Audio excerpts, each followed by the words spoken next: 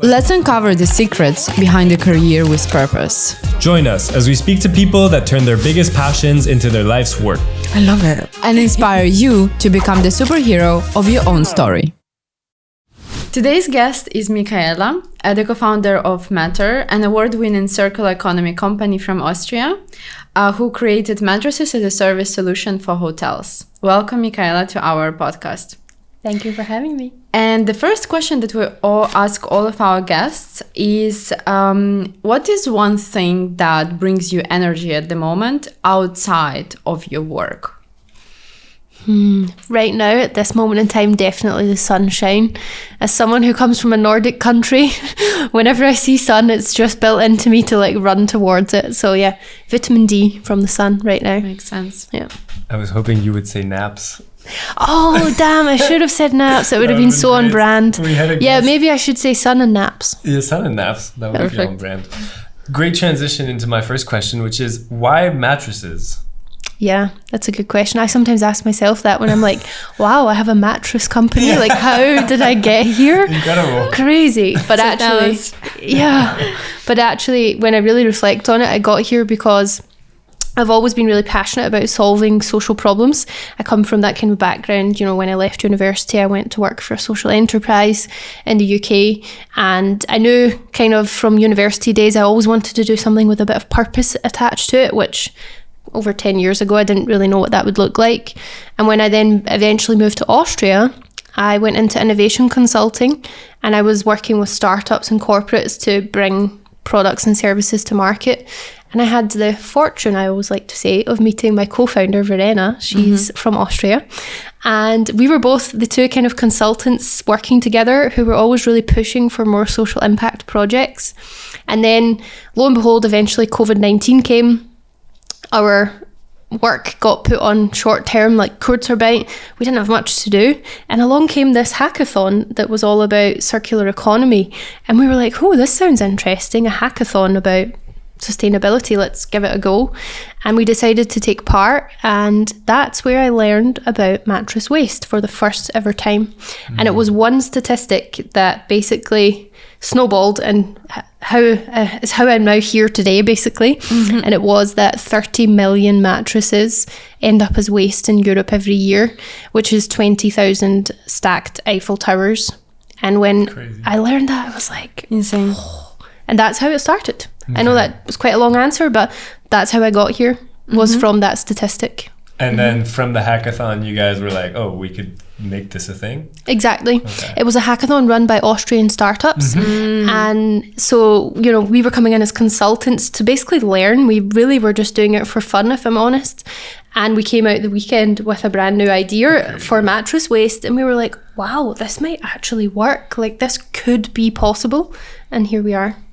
4 years later. And this is your first ever business? Wow. Okay, yeah. Cool. It's quite terrifying, if I'm honest.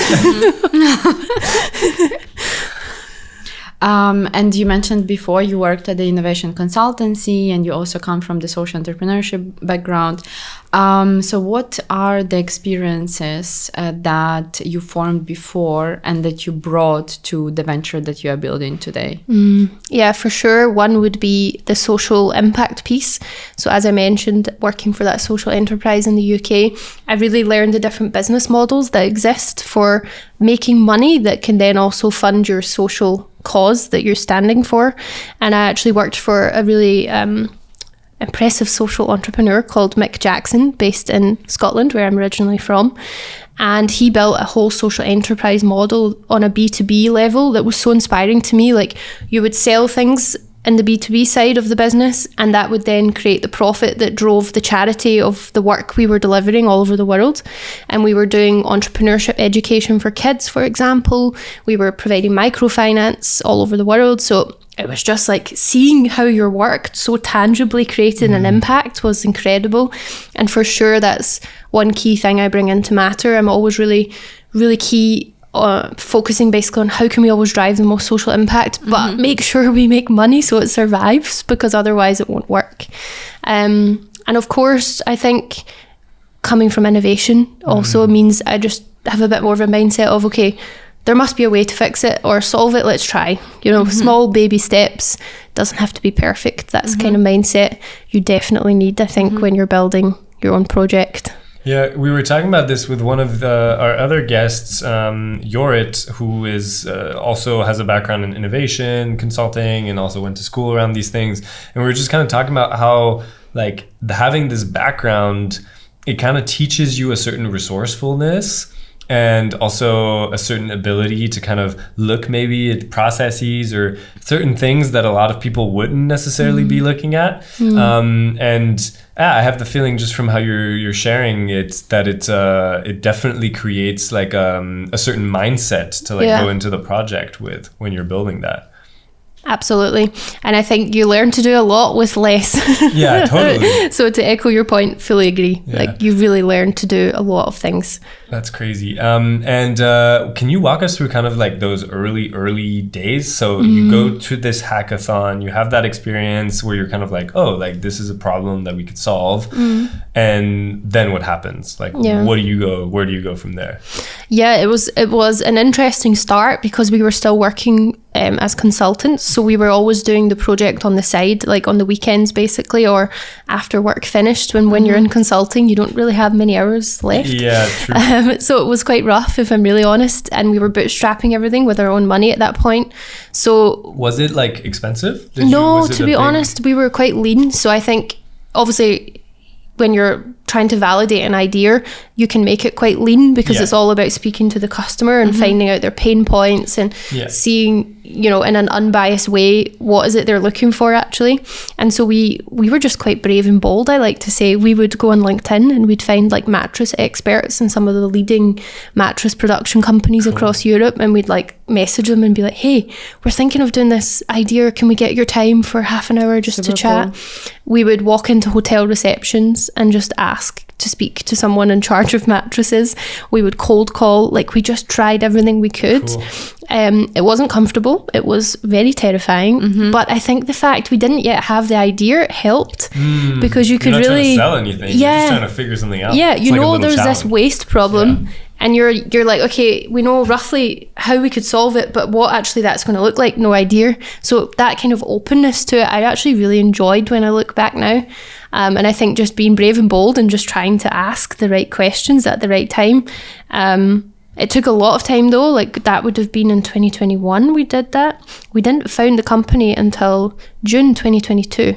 Oh, okay. So we had quite a long time of validation, some first prototypes. We finally found a producer, and then we also got an investor on board who was with us since day one, Greiner. So it was a lot of things moving, and of course we eventually had to leave our jobs to make it work. Yeah. So many things happened, but it wasn't like one of these fast stories you hear, you know. It took time. All good things. And still, like, I understand that a social impact was a big motivation for you.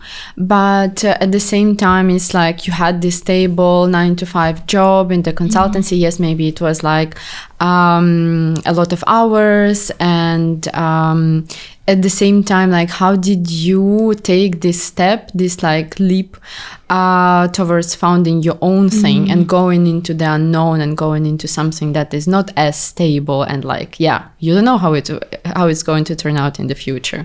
What was that motivation or moment? I think it was the genuine belief in what we were trying to build, to be really honest. And I think also a bit of naivety, I can never say that word. I, honestly speaking, didn't know what I was in for. When I look back now, I kind of laugh at myself. I'm like, oh my goodness, you didn't have a clue. What? And I also remember when I was in between that phase of, you know, we were leaving our full-time jobs and then going to found the company. We left our jobs on October 21 and we didn't found to June 22. So that was quite a few months of no salary for me at all. And also when you're founding a company, you have to put in share capital contribution. And I was learning about all of this in an Austrian context because I come from a different country. Yeah. And so it was all these new rules, new ways of doing things. And you need like over 7,500 euros in some instances of personal contribution that you put forward, which to me was huge at that time. You know, I was still young in my career. I moved countries. You know, I wasn't coming from a wealthy position at all. So I kind of just saved as much as I could, lived as frugally as I could for that time, just to make the pennies meet, to be honest. Like, it wasn't easy, I won't sugarcoat it, but I think the fact we had this safety net of an investment and of also some public funding that we had secured around that time, it didn't feel as scary. So I was really lucky that we had set things up in a way where it was like that short period of time of like sacrifice of real bootstrapping, and then we got some funding in to help us at least have a basic salary. And were you like would you have considered yourself to be entrepreneurial before doing this? The funniest thing is, I always said I wanted to start my own business one day. I've always said that ever since I was a little girl. So it was kind of a thing. And I come from an entrepreneurial family, so my grandfather, there was always a man in my family, so it was always my grandfathers, my dad, and I saw, for example, one business fail in my family, so I also saw the really negative parts of it and the hard parts, but I always knew, I one day want to do that, and I always knew it would have that purpose piece, as I mentioned. I had no clue how I would get there though. And I think intuition. But sometimes that's the hardest part, because I really think I'm so lucky how we fell into Mattr in a way, but the reason I fell into it is because I was open to opportunities, you showed up at the hackathon, you had the conversations, for sure. Because a lot of people come to me and they're like, how did you get the idea? Where did you get the idea? And I'm like, that's a very good question. I don't know, like, you have to be open to it, I think. Yeah, that's something also I feel like we see a lot with the entrepreneurs, because there's still this common knowledge where it's just like, especially when you're young, you're just trying to figure stuff out by thinking about it. And so you're constantly thinking about like what you want to do and what you like and what your purpose is. And like, I fall, prey to this all the time, where I'm just like constantly thinking about this stuff. But actually, like, it really doesn't get you further at all. Like, the only thing that gets you further is just being like, going to an event or meeting a person or kind of like following a certain thought process or an intuition, and then next thing you know, you have a business and you decide to go for it. It's like a really crazy thing. Yeah, it's true. And I also, now I'm in the phase of the startup side, so to say, being a founder, the amount of founders I know who are desperate to find a co-founder, it's crazy. And I'm like, wow, there's so many areas there for things to happen where people who really want to start something could join forces. So crazy. That needs to be a bigger thing for sure. Yeah, I actually wanted to ask you about that, because like, for me, it is a struggle to find a co-founder. And it seems easy, right? There are like some like networking events and huge communities, but not everybody is ready to step on this journey, this, again, unknown. Like, tell me, how was your experience with your co-founder? Like, I know for you it happened very naturally, right? But like, how is your relationship right now? Like, how do you divide the roles? How is your experience working together, building it together? Yeah, I always say I feel so lucky that I have Rena. I honestly wouldn't be here without her for so many reasons. And I think the fact we came from a working environment together before we founded Mattr really helped, because I got to know her on a personal but also professional level. We built up that basis, so to say. And so then moving into Mattr felt just quite natural, to be honest. And I always remember one time I had lunch with her and we somehow got onto the topic of entrepreneurship, and she said the same thing as me. She was like, I've always wanted to be an entrepreneur ever since I was young. So it's almost like we kind of planted the seeds into existence together, in a weird way, when I reflect back on those consulting days together. But yeah, how we manage things. From day one, we basically sat down and did this exercise, which I really love and highly recommend to anyone out there who's in the early stages and trying to find out how the co-founders could mesh well together. You basically write down, like, I think it's 3 guiding questions. What are you willing to put into this project idea? How much in terms of time and money? Where do you see the project going in the next 3 to 5 years? And what are you basically most passionate about contributing to the idea? So where would you see your kind of self light up if you were in charge of that area? And you basically sit together, answer it individually, and then you come together and discuss your answers. So it's really your own answer. It's true, it's open, but then you can discuss it together. And that's how we did it, to be really honest. And it was interesting how aligned we were on some points. Especially on where we see things going. I was like, wow, that's amazing. Like, we didn't even discuss it. You just openly write it down. And then when it came to what you would like to focus on, Verena picked product at the start and I picked sales. And we were like, oh, that's perfect. There we go. Like, off we go. And actually it worked really well. Now though, things have changed because as we've grown and as we are now on the market with a product that we sell, for example, I don't speak fluent German, so it makes no sense for me to do sales as a leading face. So Verena does sales in the German speaking market. I do sales kind of more EU level, and I also am much more operations. She's also operations to a point, but she's also financials, because a lot of the paperwork and everything is always very tough in German, so I struggle there. And I also do product. I help with our producer communication and all the partners we're speaking with. So we've nicely now got it worked out, but it changed and it will change again. Like, we're very open to that. And I think that's really important, is not to get too precious over your... Yeah. But it's also cool because then you can also grow. Yeah. Right? Like, you try new things. Exactly. It's uncomfortable, but it's fun in the end. And how many people does that make you guys now? We're now 4. Okay, cool. 4 little people. Family. Yeah. How does that work then as a non-native German speaker founding a company in a German country? Like, what does that experience look like, feel like? Because I can just only imagine as a non-native speaker that like already life is hard without finding a company. So like, how has that been for you? Yeah, it's been tough, I won't lie. I think though, again, without Verena, I wouldn't be here. Like, she's just incredible. And she's so open-minded. That's one thing I love about her. Like, for her, she can switch between like German and English in an instant, and she just makes it look so easy. I'm always like, you're incredible.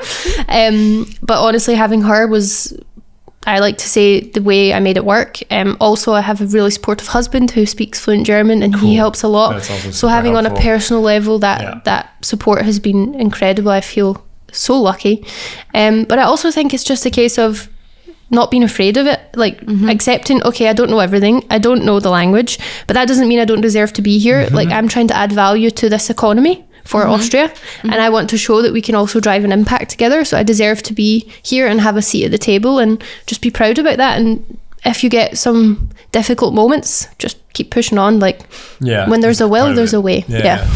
And do you feel like that's actually been extra pressure to perform? Or do you feel like that's rather lifted a pressure off your shoulders and kind of allowed you to just see it maybe more as a game? Yeah, it's a good question. I don't know. I mean, I think we're all from an international background at this table, and I think maybe you guys can relate. Sometimes you have this kind of fear of, oh, I don't have any support network here, no family, no like friends from your childhood. You're like building your own future in this new country, and that can be really scary and risky feeling. So to be honest, I still struggle with it. Like, there is always that little voice in my head that's like, oh, what are you doing? You're not able to even speak the language. Why are you trying to start a business here? But I always just try and fight through it, to be honest, and change that into a positive. Like, yeah, I don't speak the language, I'll get there one day, and I'm making it work right now with what I've got. That's all I can do, you know. Yeah, I think the most important thing is like to keep trying and make it work. Like, for example, how you make it work by having your co-founder, by having your husband as well on your side, by asking for help. And I think this is also very important. And another question that I wanted to ask you, like, one thing is you are a foreigner in this country and you started your business, but also you are a woman and a female entrepreneur, which is like another layer of a challenge. Would you say like the circular economy, circular entrepreneurship is like male dominated? What is your take on that, and what is your experience with that? I think there's actually some statistics out there that show circular economy impact space is a lot more gender balanced in general. So I would say I see it that way actually when I look at circular economy and the different entrepreneurs I know. It's really quite balanced, and that's amazing. Of course though, when we look at the mattress industry, which is one of the main industries we operate in, it's very male dominated. Like when we go to conferences and stuff, I'm often sometimes the youngest and sometimes even the only female there. Wow. Which is very scary sometimes because, you know, when you're walking into a room full of people and you don't feel any kind of connection almost, it can be really tough. But we're so lucky, if I'm really honest, that we have amazing partners. The people we work with respect us and work with us and don't ever kind of let that infiltrate in any way, shape or form. So I think that building the right partners around you is really important. And we have a rule, like, no assholes. Like, we just don't work with assholes. Like, that's it. Yeah. You know, we lead with empathy. We do everything with empathy, and therefore that empathy is crucial in everything we do. And if you can't match that, then we're not going to work with you. What qualifies an asshole then in your field? Oh, I could be here all day. No, I'm kidding. I would say somebody who doesn't respect what we're like.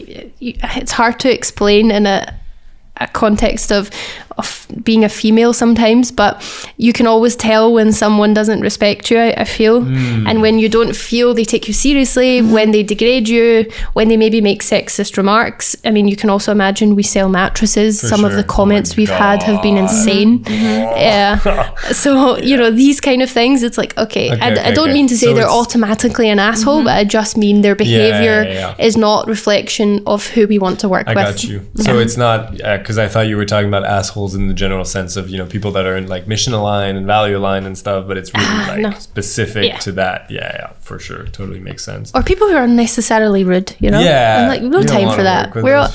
Life's too short.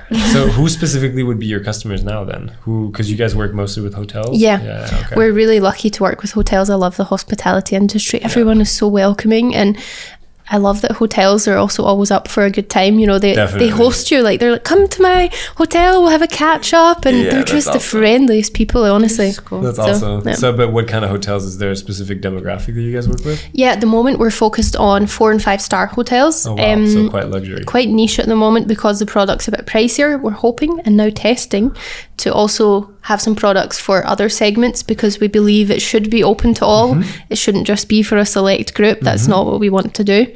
But yeah, that's the focus right now. And we work with some hotels in Vienna, for example, like Boutique Hotel Stadthalle, the world's first STG hotel.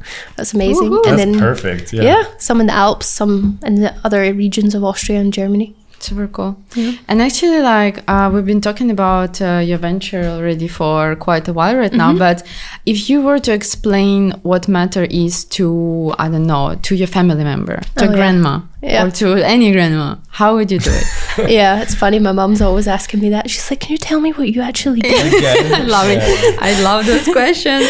Yeah, we've basically, the simplest way to phrase it is we've made a waste-free mattress. So our mattress is designed in a way that when it reaches the end of its life, it doesn't have to go to a landfill or to an incinerator to be burned. Rather, we take it back. We either recycle it or we refurbish it and we resell it. And basically, we're always keeping our materials in what's called a material loop. So we're reusing them, making sure they're not ending up as waste. And we also design it in a way that we can actually then manage the product life cycle so that we don't lose that material. It's quite complex. It sounds really easy, but there's a lot of partners we have to work with to make that happen. And the product life cycle is really long. You know, a mattress can last over 10 years before it goes for that end of life process. So it gets quite complicated. Crazy. And are you going to, so you started to work with B2B, right?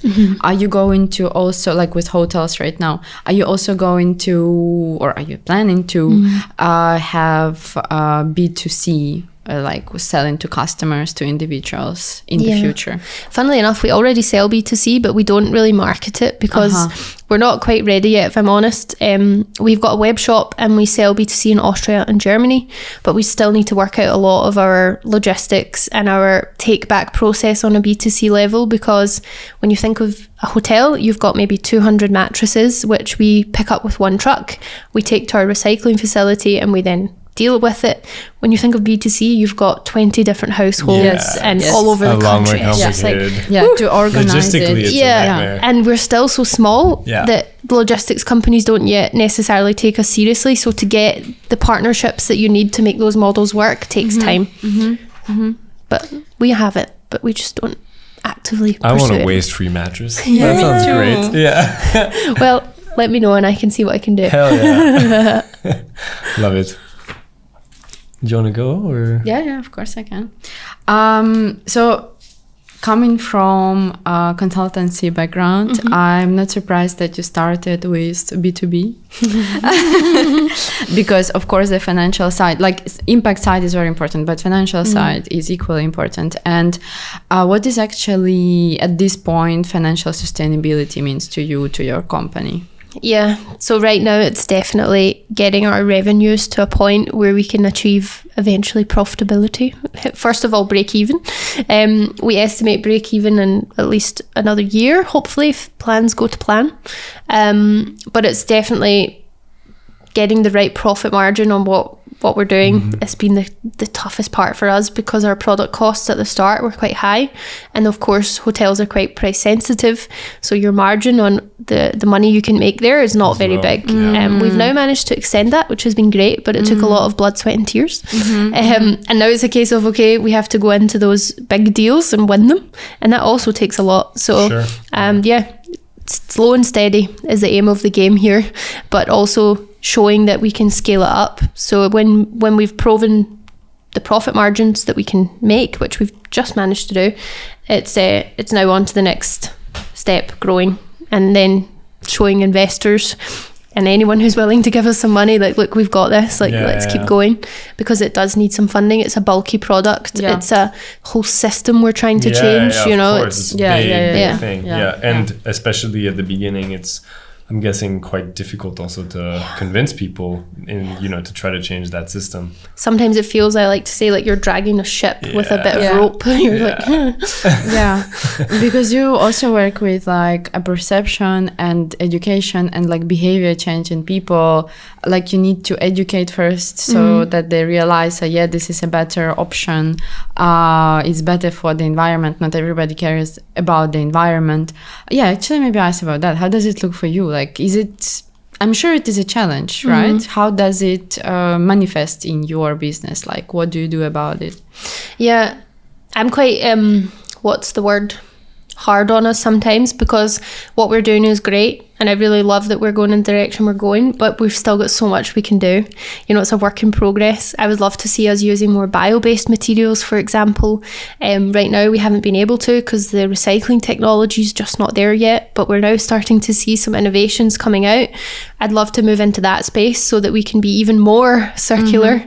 I'd also love to see us experimenting with different business models, but again, we're at this kind of small size where we don't have so much money to play around with to do these models. So I always like to call this stage we're in like the messy middle right now. It's like where things start to work, but it still feels very chaotic and very messy, and you're like, okay, how do we get through this? And as you get more and more customers, they need more and more things like certification, standards, and that all costs a lot of money and a lot of time.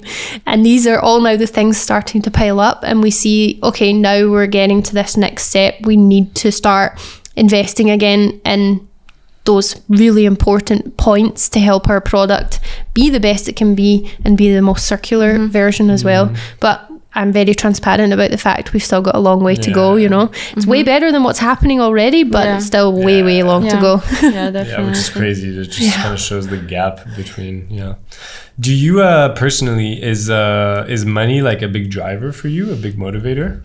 No, I mean, Verena and I when we started, we both kind of asked that deep question. We were like, are we in this to make a lot of money? And we were both like, no, we're in this to make a change. Of course, we want to have a salary to be able to live life. It doesn't mean a crazy salary by any means. It's a very low salary, but it's enough to help us live life. And to invest our time into it and still have energy and passion to do so, because I'm a huge believer when you're a founder that if you don't have a salary, it's really, really tough and so hard on your mental health, I think. For sure. The stress. It's just not sustainable, you know, and we've always said this is a marathon, it's not a sprint. So we know we're in this for the long haul, and therefore being able to set things up with a salary has been crucial, to be honest. Well, we actually did, as part of a kind of bigger alliance, did a whole surveying on the mental health and the experience of young founders from around the world. So it was like 20 different organizations doing similar work to Social Impact Award. And the top finding every single time was like, money is the biggest stressor, and for many people it's actually like the cause of burnout. Like it really gets kind of bad. But what's also interesting is that social entrepreneurship is one of the I don't want to say one of the best ways, because I think there's plenty of ways where you can, you know, make ends meet and also like do something that you care about. But in terms of really like shaping your own path and shaping your own journey, it's one of the best kind of tried and tested models for actually financing yourself, right? And like figuring that out. And I just find it so cool and fascinating that, you know, you guys are, obviously it's been a while that you're doing this, but that you guys are actually able to, you know, even if it's not super crazy amounts of money, that it's still very modest, like you're still able to like live from that, you know, at this stage. That's already like awesome. Yeah. I mean, I think to echo the point from the survey, the fear of losing money or running out, so to say, is always there. I mean, we have a runway. We know, okay, if by this point in time we're not where we plan to be, we might need to sacrifice our salary that month. We might not, you know, there is always that kind of narrative in your head and that we discuss sometimes because things might not go to plan. But having the more regular salary has helped. And do you like that stress? Is it for you like adrenaline and like, is it adventure or like, no? If I'm really honest, no. Who would? I think some people are like, some people get a thrill out of the stress. Because I mean, maybe not necessarily just a thrill, but it's like a huge driver of performance, right? But I feel like there's such a sense of responsibility, and if you're running out of money, then I feel like, at least this is what my head tells me, like I'm not doing the people proud that I set out to do this project for, you know, our community, our customers, our team, our investors, and the mission, you know. I'm responsible, I feel, for that. And if I'm getting excited that we're running out of money, like for me, that's just I can't, it doesn't work. It carries a lot of weight. Yeah, of course. I see what you mean. And I think there is still this common belief that in general, like social enterprises or circular businesses cannot be profitable.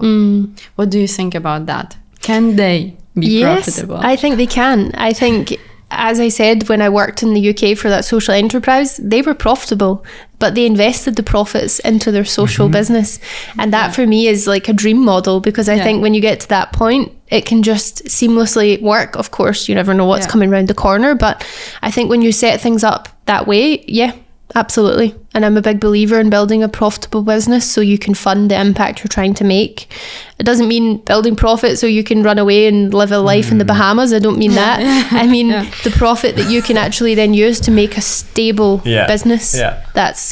That's what I mean. And one thing I personally think a lot about at the moment is what actually is the best and most efficacious way down the line to create this impact. Because, you know, when you're a small bootstrapped company, there's only so much that you can do because you're just small, you don't have that many resources, but you also have like, you know, this freedom and this innovative potential. But then, you know, when you're in a big company, you don't necessarily have that kind of freedom and that innovative potential. And maybe, you know, your whole goal is maximizing shareholder value, which might also not always be aligned with, you know, creating the impact. But you have the resources, right? And so for you guys, like when you think about that, like in a, you know, long-term vision, best case scenario kind of approach, it's like, how do you personally feel that you can make the biggest impact, like down the line? Would it be by, you know, building Mattr as like a huge company that's like able to support a ton of different people? Would it rather be that you guys, you know, have a proprietary product and you end up, you know, selling that to someone? Like where do you sort of see yourself in all that? Yeah, that's a good question. And it's one that we often reflect on, because we've always said since day one, and this is a fun fact, like Mattr is our brand name. Our GmbH is actually called Circular Full, and we did that deliberately. So Mattr is a brand of our GmbH, and one day we would hope to also launch some other circular economy projects. Who knows what? Yeah, who knows what, when and where. But we have always said, like, what we're trying to do is change this whole systems thinking, and there's so many other use cases for it, and therefore there's so much more impact to be made. And mattresses for us are for sure a key focus, but we also see potential in other areas. And I'm also a big believer in building like different pillars in your business, because then if one business unit's maybe not performing as well, 1 year, you've got the others to help. There's a bit more stability. Easier said than done. I mean, we're only on business one right now, so we have a long way to go, but the desire is definitely there to grow it into something bigger. But still, like, you know, you're still, I assume, quite young, and you started quite young doing this kind of thing. It's your first business. You don't have, I mean, yeah, maybe you wanted to build a business when you were a kid, and maybe, you know, your grandfather was an entrepreneur, but, you know, it's not like you had like 17 different companies and you've been doing this forever.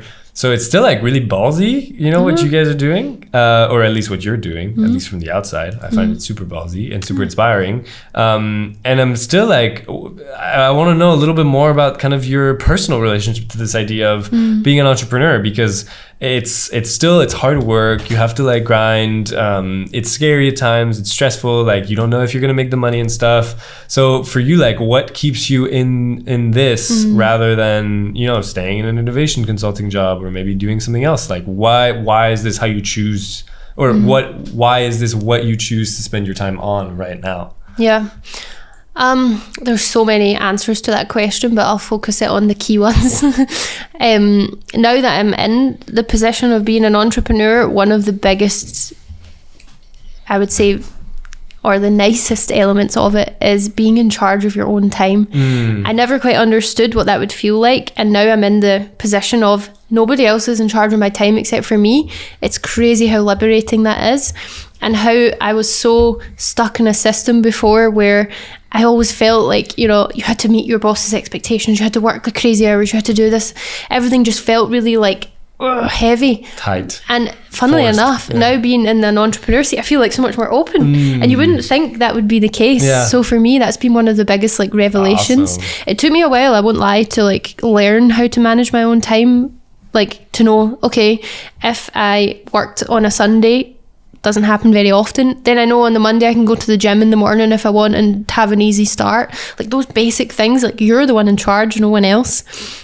So for me, I think that's been a real learning curve, getting used to that kind of time management. But it's also been a huge eye-opener because it's made me realise how precious time actually then is. And so how I basically try not to burn out, so to say, is I have a few tricks that I do.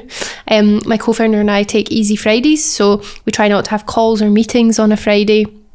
We try to basically talk about strategic things on those days if we have to, so that we make time for it, because you always don't really make time for it. For sure. It's crazy. We do some team calls while we walk in like the nature. Simple, but it works. Like, it gets you away from the laptop, makes you think a bit differently. I try and exercise 4 times a week if I can. I've started to train for a half marathon, for example. I like to set myself like mini goals so that it gets me out of the startup and into something else.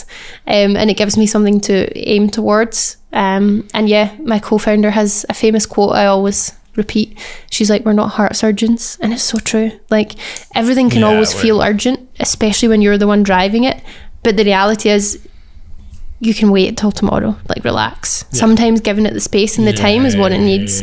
And when I look back at things we used to get stressed about 3 years ago, I like laugh. I'm like, oh my goodness. But that's part of the learning curve too, right? Yeah. So crazy. Yeah, that kind of development is also, but I think also this is just part of like growing in any field. Yeah. I actually read in one of your posts, a recent post, that you were giving a keynote speech about your how was it? Easy Fridays, right? Easy Fridays, super cool. And you already spoke about mental health and like how you approach it. And as a founder, as an entrepreneur, why is it important for you? Or like, why should it be important? Like looking after your mental health and keeping the work-life balance. Yeah, I mean, we have another saying. We have loads of sayings that we always have when times get tough. It's so funny when we're in like a meeting with us and times get tough. We just come out with all these sayings, but they're so true. I love it. And one is a healthy founder means a healthy business. And it's so true. Like, there's times where I've maybe not been feeling great or things have been really tough, and Verena comes in with feeling a bit better and she's more positive and she helps build me back up, and vice versa. And so that mental health resilience, in my opinion, is so important, and it's something you need to protect really carefully because it can so easily be taken advantage of when you're building your own business. But for me, it's not necessarily about, again, it comes back to it's a marathon, it's not a sprint. And I think I've trained myself now in that way of thinking, that when bad things happen or bad days happen, I'm like, okay, just On to tomorrow, it doesn't matter. Yeah. In the grand scheme of things, it doesn't matter. And building tools that I use to rely on and help me get through is what's basically got me to this point. But it hasn't been easy. I mean, there's been some really low lows. And I've also been really bad usually at like listening to my own body. I'm always like in the rush of things. And last year I kind of had a real wake up call. I actually ended up punching my face when I was lifting a mattress. So I like punched my lip and it burst open. And we were in the Hofburg at this like furniture fair. So you can imagine, like, it was chaos. No. And I'm like setting up our stand and I've got like blood all down my face. So it looked crazy. And I remember I just burst into tears because I was like so overwhelmed. And I realised I'm like so not present. I'm like all over the place. And that's why I punched myself, you know. Yeah. And that was genuinely a big wake up call last year I had. And ever since then, that's when I started doing things like setting myself those small challenges, making sure I really go to the gym, really getting my mental health to a point where I couldn't let the rush take over. It was so easy to get lost. So easy. Yeah. So easy to get lost. But it's not, I'm not perfect at it still. It's a progress. And it's also waves, right? Yeah. Sometimes you just roll with the punches. Exactly. Exactly. Literally. In one of your also LinkedIn posts, you're quite active on LinkedIn. What can I say? I Hashtag saw influencer. I saw you post about this ring that you are wearing, Oh, right? yeah. And that like it, here it is. Aura? The Aura ring. And that like it quite helped Not you paid also. sponsorship. Yeah, No, Not paid. not no, paid I wish, sponsorship. no. But if you want to sponsor us, we would be happy to get in touch. I Or want give some auras to some social entrepreneurs Yeah, who need word. them. They need to Really, manage their mental It's a good health. collab, actually. Point. Need to think about that. Yeah, like how did it help you? Or Yeah. like maybe not promoting the ring itself, but more like Just listening to your tracking. body and Yeah. like tracking your habits and tracking your how you feel. Yeah. Two things. It shows you your sleep in a lot of detail. And second, it shows you like your readiness score. So it can tell you, and it also tells you how stressed you've been throughout the day. And the funniest thing for me was when I was at an event recently, my stress level was like at peak stress for 9 hours. And I was looking at it and I was like, oh my God. I was like, I always knew events tired me out. Like I'm quite an introverted extrovert. And Yeah. so when I come home from an event, I need a couple of days to like fill back up. But that like really showed me hardcore data and I was like, wow. And the thing is with me, I'm quite stubborn. So when I see data, I can't really argue with it. So it kind of helps me to be like, okay, Michaela, that's the data, like listen to it, slow down or speed up in some cases. Maybe I'm being a bit lazy. I'm also sometimes quite a chilled out person on the weekends. Word. I need to go out and get some a walk in or something, you know. But yeah, that's how it helped me. Like I can't argue with the data basically. Makes sense. Love it. Yeah, my sister also has one and she's always stressed. So it just tells her she's always stressed. Super helpful. And then she sends us in the group chat, the group family chat. She's just like, I'm stressed. And I'm like, yeah, no shit. You're always stressed.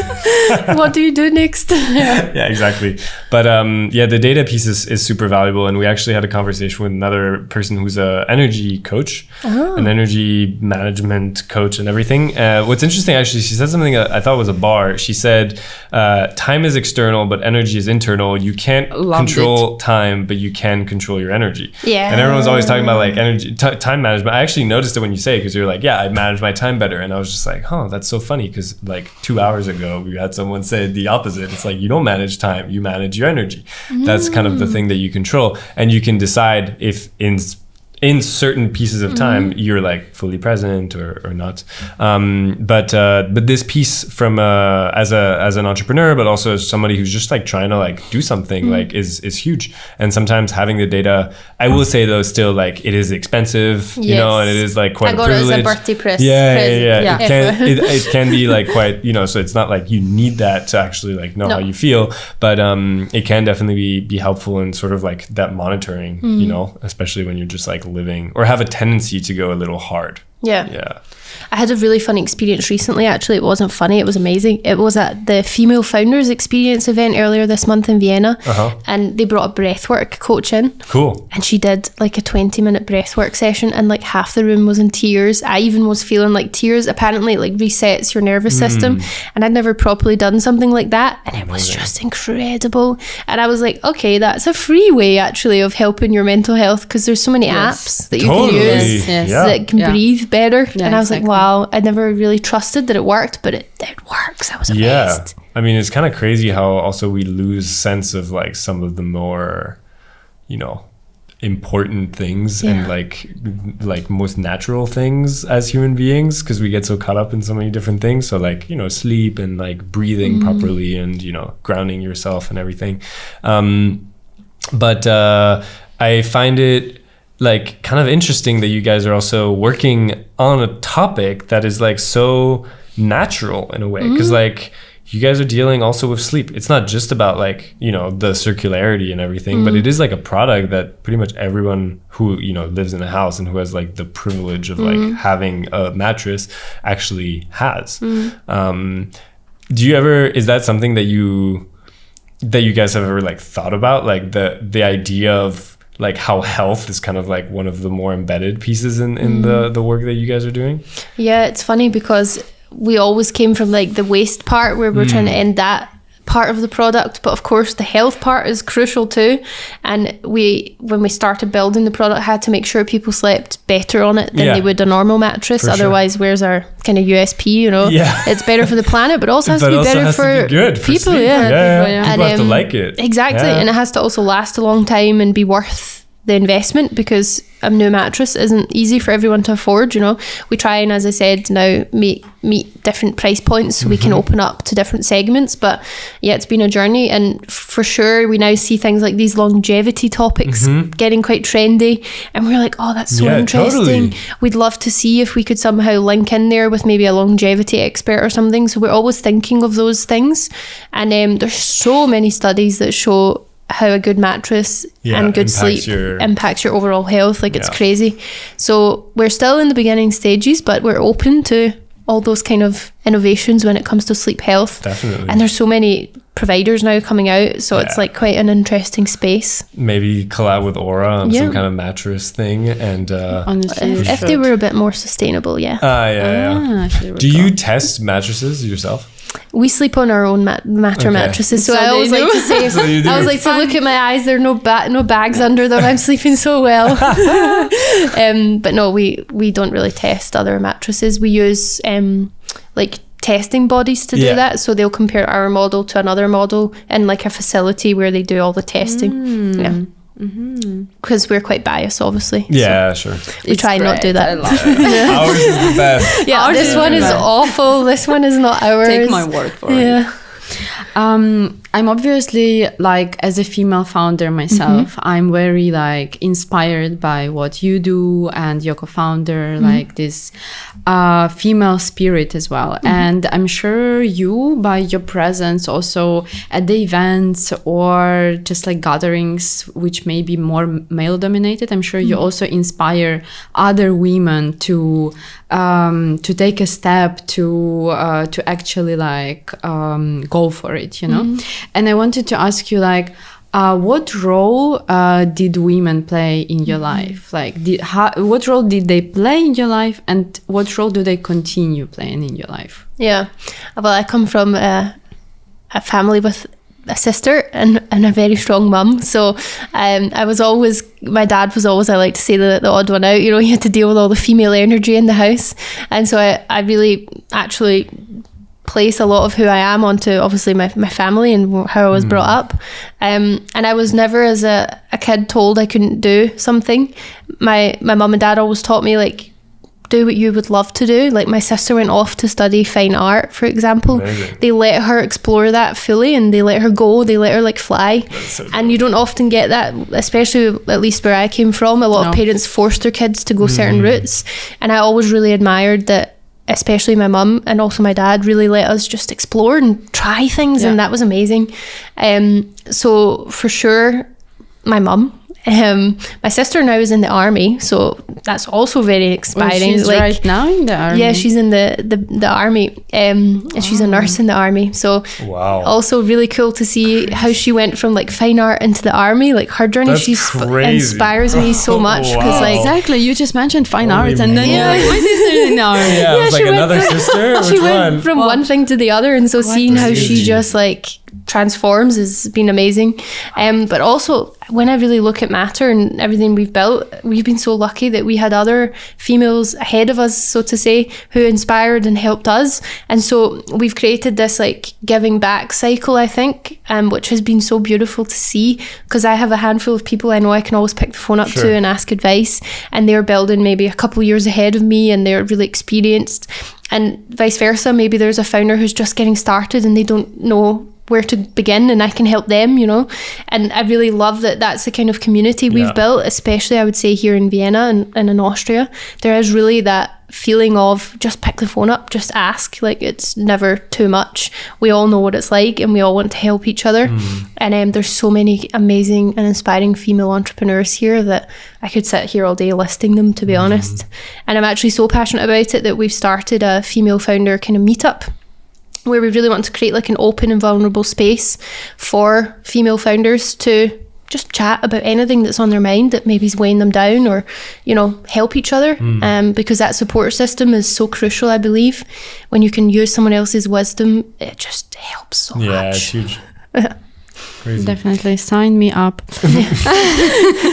And I think it's also like a great motivation for young girls who either aspire being entrepreneurs or just like grow in their field, start some project, to ask for help, to know that there are those circles, there are those bubbles of women who are there to support them and to show the way, lead the way in a certain way. Yep. Do you have any advice for women that are thinking about turning an interest or a passion into their career, or maybe are going in a similar route to yours, actually, that they found a project that they're interested in doing, but they're not really ready to take that step forward? Yeah, I definitely think, you know, testing and trying things is the best way. So like having that mindset of what's the smallest step I could take to see if I actually like it, and to already try and experience it a little bit. So for example, if you're maybe a female interested in starting a startup, interning or volunteering at a startup event, or joining a startup team, even seeing how you find it, learning what it's like, what you don't like, etc. And I think also that openness to just ask, like just ask. If a founder comes to me and asks for advice, 99% of the time I'm going to say absolutely, let's get time in the diary. The 1% is maybe I'm in the middle of something else, but I'll still find the time to speak with them. You know, the reality is, at least in the environments I'm in, everyone is always willing to help, super and open. you just have to ask. Like, be brave and ask. That's my biggest piece of advice. That's a good one. Did you ever set yourself an amount of time within which you were going to try it, and then if it didn't work out, you would go back to doing what you were doing before or something else? I never actually thought about that, but I have oftentimes thought, oh, what if this doesn't work out? What's plan B? And I always give my head this kind of like blanket, safety blanket, I like to call it. I like talk it through what would happen if it didn't work out. And I always say, well, the worst thing that can happen is we fail. Okay, not what we set out to do, but hey ho, you can't control things sometimes. Then I would find another job, or I would move back home with my parents. You know, I'm so blessed that I am able to do that. Not everybody has that, but having that safety net in my head, you know, I've also got an incredible husband.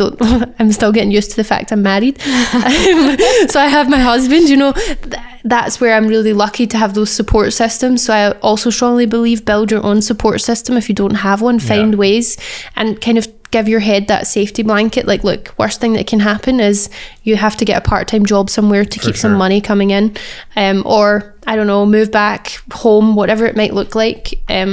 Talk it through in your head. It helps a little bit. At least for me, it helped. Because my head likes to be to feel safe. Makes sense. Should we start wrapping up by going to our rapid fire fun questions? Exciting. Do you want to ask this? Well, let's do the true or false. Okay. True or false? Maybe something will be repetitive, but let's see. You can't make real money with a social enterprise. False. Sorry to cut you off. False. Strong. Investors aren't interested in circular economy startups. False. You need to be super innovative to be an entrepreneur. False. Yeah? Yeah, I think you need to have a super innovative, no. I think entrepreneurship's a skill you learn, in my opinion. Like, as I said, I knew I always wanted to be an entrepreneur. How to be one, I didn't know. Yeah. I had to learn by doing. Just figure it out. So it wasn't necessarily just about innovation. It was about the resilience of just being like, let's try. So it's not always about innovation, in my opinion. Yeah. I remember I went to university and one of the courses I took was entrepreneurship. And then the guy was basically just like, the guy being the professor, he was just like, yeah, so I'm not really going to teach you anything like to become an entrepreneur. Like, you have to just be an entrepreneur to like do that, like just try it. And I was like, okay. That sounds clear. Yeah, great. But it's kind of very practical approach. Very practical. Social entrepreneurship is glorified charity work. False. If your business model is truly sustainable, it shouldn't need outside funding. Okay, wait, sorry. Let's do it again. If your business model is truly sustainable, it shouldn't need outside funding. False. I think it's very dependent on the type of business you're trying to build. And not a true or false, but more of an open question. Do you have a social entrepreneurship hot take? Maybe an unpopular opinion? Ooh, I've never been asked that before. That's exciting. Ooh, I really need to think about that, to be honest, because I often have hot takes. But when I'm on the spot, it's they're tough, not so. Yeah. Can I come back to it? Of course, always. Definitely. Well, then we would go to kind of a reflection question to close it off. And Olga, you can close us off. Sure. If you could give one piece of advice to a younger self at the start of your journey, what would it be? Yeah, the one I wish I'd told myself was get used to the answer no and almost view it as a fun game, because you're going to get the answer no a lot. And if we'd given up after the first few no's, then we wouldn't even have Mattr, So I think training it in your head as a game is actually a really fun way to look at it. Like, every rejection gets you closer to that next eventual yes. And that's been a real help for me, because when you pick up that phone and you phone a potential customer and they maybe aren't so nice to you on the other end, or they just tell you like no, you can feel really like, how are we ever going to get there? But when you view it as, okay, one more out the way, on to the next. Part of the experience. Yeah. And it's all about that resilience piece, because that's, in my opinion, what a lot of it's about, because you can easily give up, but you have to keep going. Yeah, it's about approach. Yeah, nice one. Cool. That wraps it up. Thanks so much, Michaela. No, thanks for having me. Thanks so much. I hope that was fun for you too. Yeah, it really was. It was I loved it. Cool. Really chilled out. I loved it. Nice. Good vibes. That's what we want. I was What about the hot take? My hot true. take. Do you have one? Let me think. I don't want to say something that's going to like piss people off. It's always like a fine line. We can try. Yeah. We can try. I mean, yeah, I don't believe in the whole like not paying yourself a salary, but I know it's not easy for everyone to have a salary, so it's always a really fine line. And I think if you can find a system to give you that, that's when your mental health will thank you the most, and where you can actually flourish the most as an entrepreneur. Sadly, I just wish there was more funding out there for social entrepreneurs. But it's not necessarily a hot take. My hot take then would be to all the investors out there and to all the government funding, like, please invest more in social entrepreneurs. We don't need more VC cases all the time. We need true grassroots social entrepreneurship funding, and we need it now. Banger. Oh my god, bar. that's good. That's a snippet for social. Perfect. Love it. Love it. Thank you so much, Michaela.